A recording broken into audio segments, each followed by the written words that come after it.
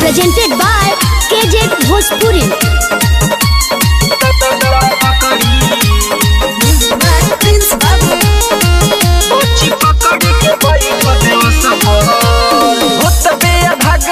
जोड़ी तोहा लग जाई मनोकामना पूरा होई विश्वास कर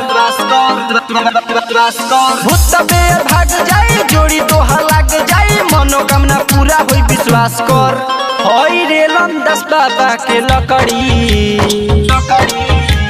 तोहपे बढ़म के साया बा बड़ी बेहाया बा बांस में पकड़ ले बा खून तोहर नया बा होई रेलन 10 बाबा के लकड़ी बच्ची पकड़ के बैठो देवस पर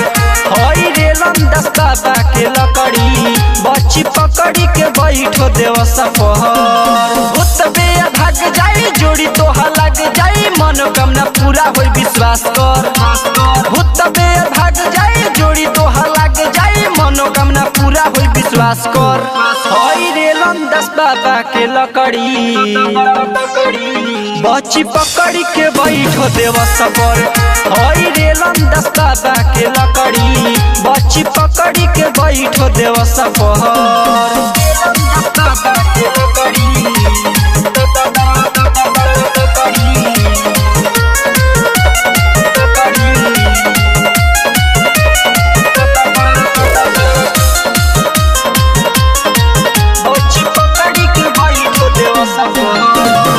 सीधम बना के रखी है गोरी बांध के कमर में हरा घरी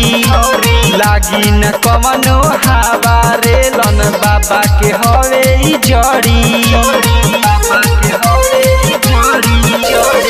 सीधम बना के रखी है गोरी बांध के कमर में हरा घरी लागी न कवनो हवा रेलन बाबा के हवे ई जड़ी ओढ़नी उतार दा कसियो बिझार दा पूरा घुसावे के प्रयास कर ओढ़नी उतार दा कसियो बिझार दा पूरा घुसावे के प्रयास कर हई रेलन 10 बाबा के लकड़ी हो जाए तो खाड़ा लागल बावे जाड़ा इलाज हमर ठीक लगी तो अइह दोबारा हई रेलन 10 बाबा के लकड़ी बच्ची पकड़ के बैठो देवस पर हई रेलन 10 बाबा के लकड़ी बच्ची पकड़ के बैठो देवस पर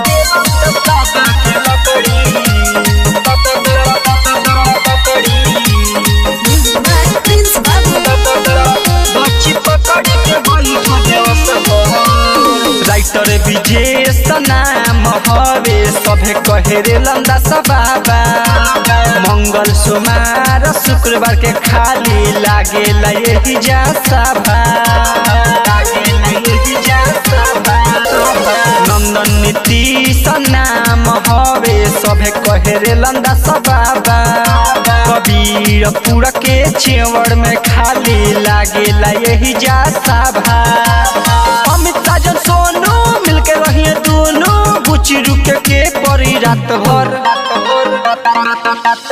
कुंदन साजन सोनू मिलके रहिए दोनों बुची रुके के परी रात भर